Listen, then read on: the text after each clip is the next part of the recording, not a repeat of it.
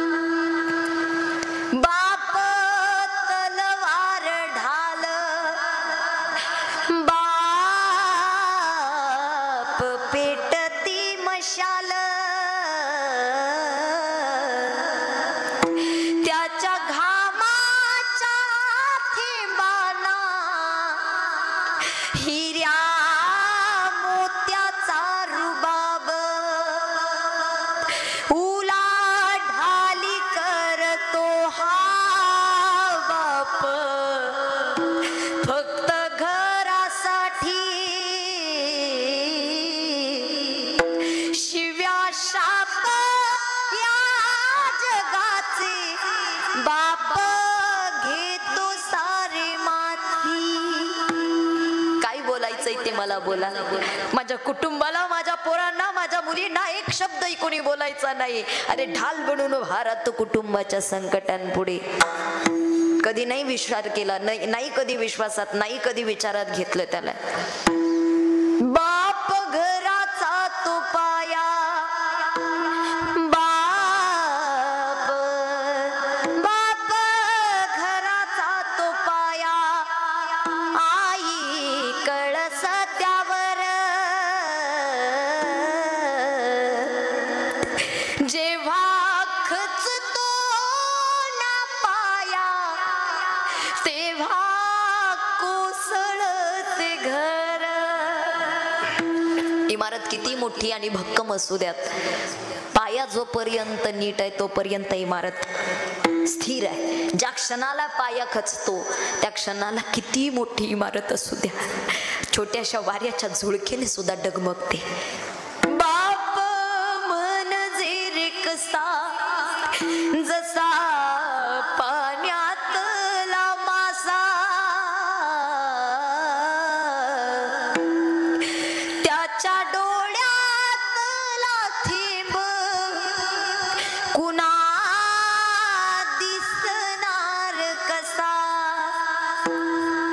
तो कधी रडला, नाही तो कधी खचला, अरे नाही कधी त्यानं त्याच्या चेहऱ्यावर दुःख आणि संकट दाखवलं. पण आजही तो वरून दिसतो कठोर, पण नारळात आतमध्ये जसं गोड पाणी राहतं ना, वरचं कवच कठोर असतं पण आतमध्ये गोड पाणी असतं, तसा बाप वरून दिसताना कठोर आहे, भक्कम आहे, स्थिर आहे, पण आतमध्ये तो गोड पाण्यासारखाच आहे. बाप साठवी तो अश्रू, बाप साठवी तो अश्रू, फक्त एका क्षणासाठी, जन्मभराचे रडतो लेक जाताना सासरी. आयुष्यात कधी नाही रडला, पण स्वतःच्या तळ हातावरती जपलेल्या फोडाप्रमाणे जसं त्या काळजाचा तुकडा तो दूर जातो, हातावरती तळ हातावरती असलेल्या फोडाप्रमाणे त्या काळजाचा तुकडा जपलेला ज्या क्षणाला त्या बापापासून दूर जातो ना, त्या क्षणाला त्या ठिकाणी त्या वडिलांचं अंतःकरण जाणून घ्या. हृदयात हुंदकान, डोळ्यात पाणी असतं, नाही जगाला दाखवू शकत, नाही जगाला सांगू शकत.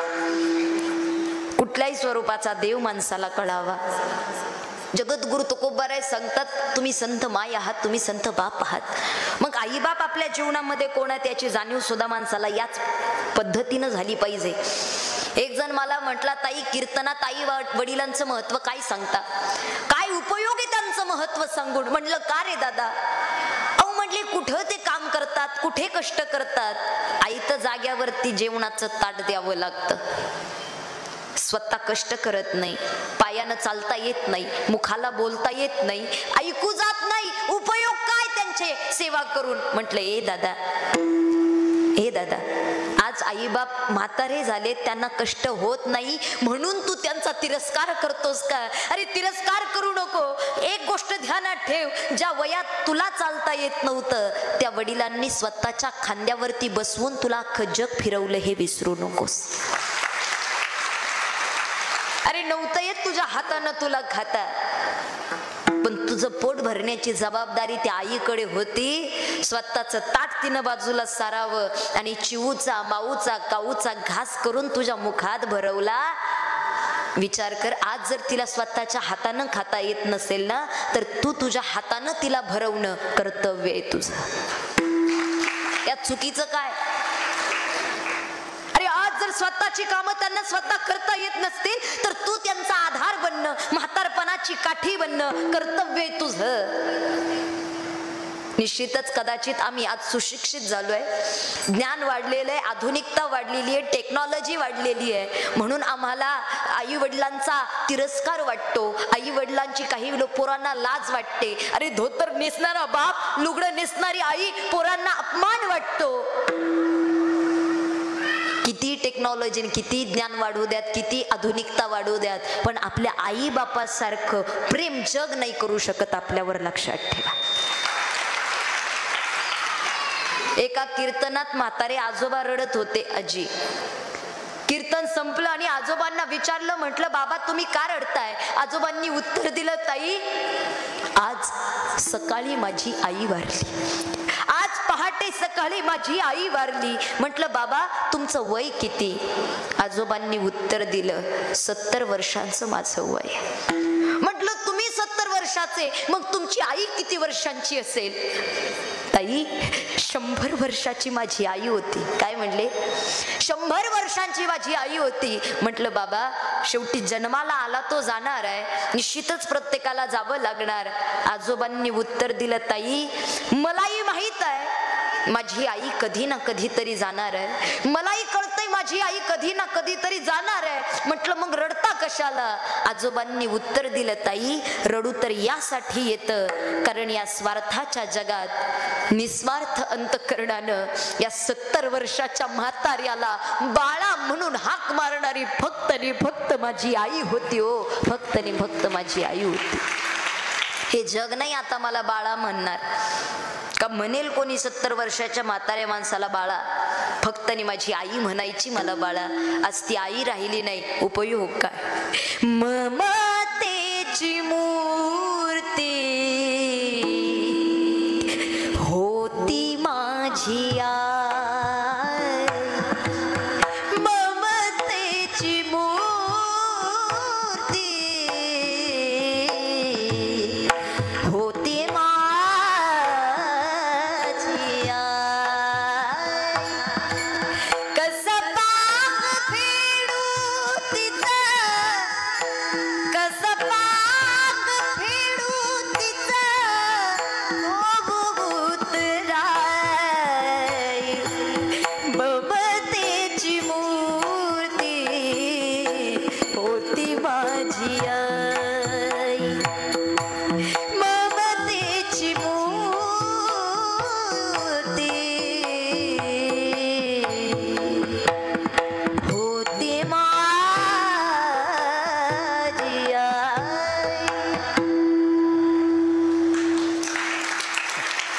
माझ्या आईसारखं दुसरं कोणी नाही. आई तुझ्या मूर्तिवानी या जगात मूर्ती नाही. अनमोल जन्म दिला ग आई, तुझे उपकार फिटणार नाही फेडू शकत तिने केलेला उपकार. किती हाडाची गाडी रक्ताचं पाणी आपल्यासाठी केलं. आणि मला वाटतं हे संतांनी दिलेली उपमा त्या पात्रतेला आई वडील आहेत. तेही झिजतात, तेही कष्ट करतात आपल्या लेकरांचं आयुष्य सुखकारक होण्यासाठी. आणि संत सुद्धा झिजतात, संत सुद्धा कष्ट करतात, संत सुद्धा अंतःकरणामध्ये कळवळा धरतात समाजाचं कल्याण होण्यासाठी. विठ्ठल विठ्ठल. कारण आपलं उद्धार व्हावं हे त्यांच्या अंतःकरणात आहे आणि त्यांना माहित आहे की कोणत्या मार्गानं या समाजाला घालवलं की याचा उद्धार होणार आहे. जसं आई बापाला माहित असतं की कोणत्या ठिकाणी कोणत्या रस्त्यानं सांगितलं जाईल की माझा बाळ व्यवस्थित जाईल, हे आई बापाला माहित आहे. चांगलं काय वाईट काय आई बापाला माहित आहे. तसं समाजाचं हित काय अहित काय हे संतांना माहित आहे.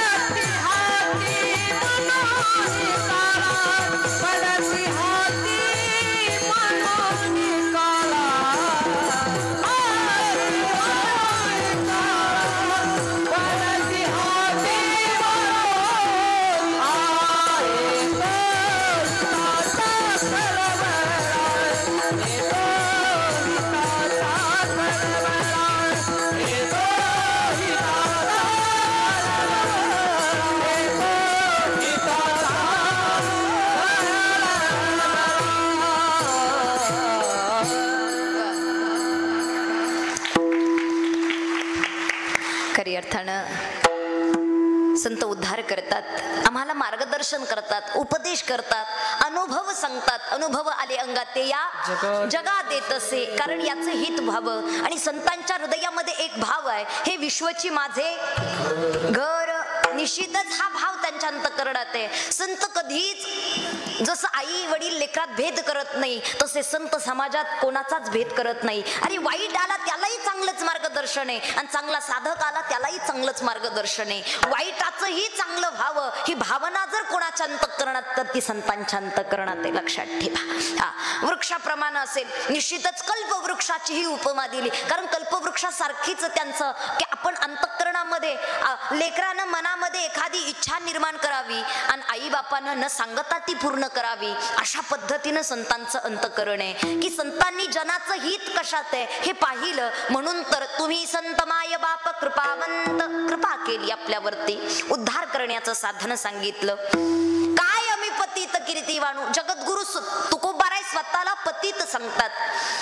खऱ्या अर्थानं एवढं मोठं महात्म्य आहे, पण स्वतःला पतित म्हणून सांगतात, याच्यातच खरं संतांचं महत्व प्रतिपादन होतं, लक्षात ठेवा. तुम्ही आम्ही स्वतःला अहमपणा देत असतो, पण संत स्वतःला कधीच अहमपणा देत नाही. मी कोण आहे, मी कोण आहे, मी याचक आहे, मी दास आहे, मी पतित आहे, या शब्दामध्ये संत स्वतःची उपमा करतात. आणि खऱ्या अर्थानं जगद्गुरु तुकोबाराय सांगतात, कोणत्या शब्दामध्ये संतांचं महत्व सांगावं.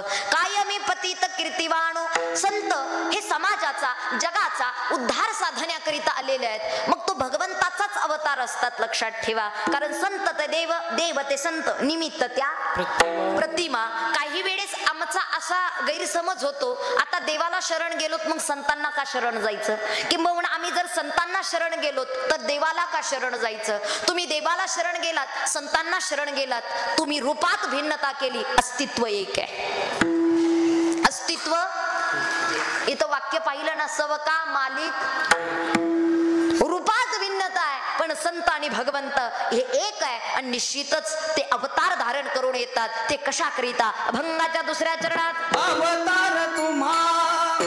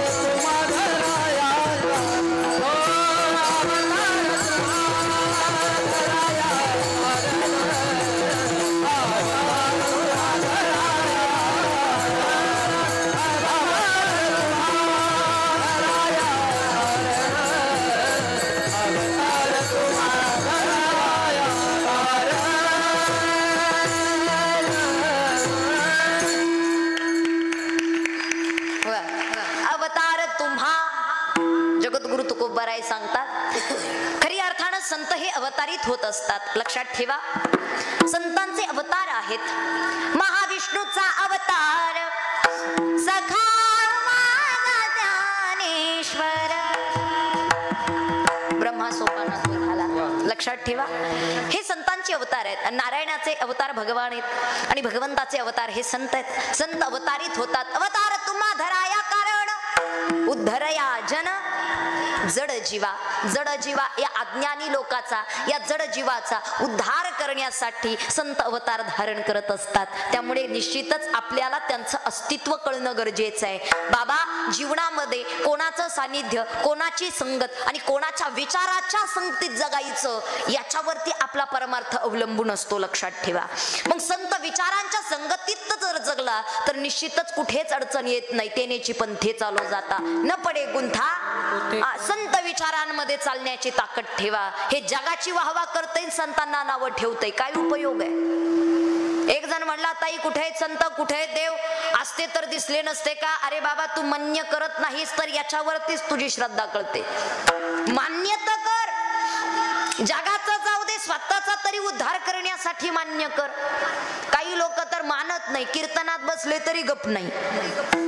हे जा असं, तिचं तसं, तिनं असं केलं, तिनं तसं, तिचं असं, तिचं तसं, तिनं असं केलं. तुमच्या नाही, यांच्या लवकर ध्यानात ये. काय उपयोग आहे? आम्ही श्रद्धेनं बसतोय का? आज कीर्तनाला तुम्ही कोणत्या रंगाची कपडे घातलेत काही घेणं देणं नाही. कुठून आलात, कसे आलात, कधी आलात काही घेणं देणं नाही. निश्चितच तुमच्या अंतःकरणामध्ये भाव कसा याच्याशी घेणं देणं आहे.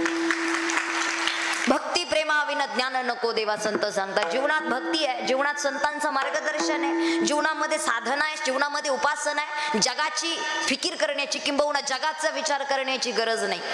काही लोक परमार्थ जगाच्या विचारानं करतात, संतांच्या नाही. त्याला आवडतंय का? त्याला पटतंय का? काही लोक काकड्याला निघाले तरी शेजारच्याची कडी वाजवून जातात, त्याला कळावं मी निघालोय म्हणून. अरे, जगाला दाखवून आणि जगाला सांगून कुठे परमार्थ पूर्णत्वाला जातो का? आणि असं जर करत गेला, आयुष्य गेलं तरी परमार्थ पूर्णत्वाला जाणार नाही. लक्षात ठेवा. माझं कीर्तन तुम्हाला पटेल न पटेल, पण माझी सेवा साईनाथांपर्यंत पोहोचावी यातच माझं समाधान आहे. कारण ते उद्धार करणार आहेत. संतन के संग नाच रे. हात वर करा सर्वांनी.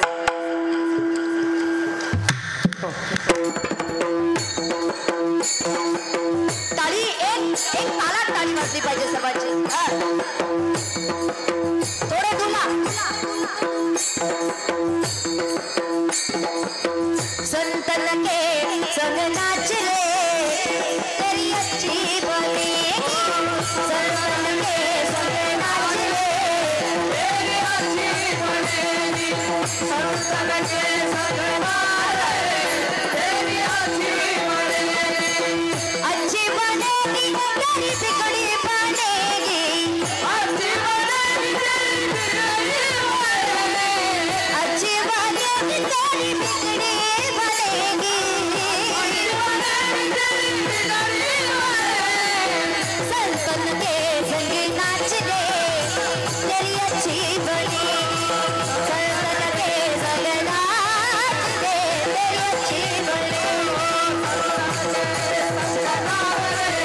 तेरी अच्छी बनेगी, संतन के संग नाचले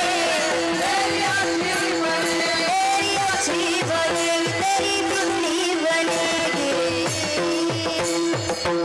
मी मध्ये मध्ये का घेते, ही चार्जिंग आहे, चार्जिंग. मोबाईल लो व्हायला लागला, बॅटरी लो व्हायला लागली की आपण चार्जिंगला लावतो.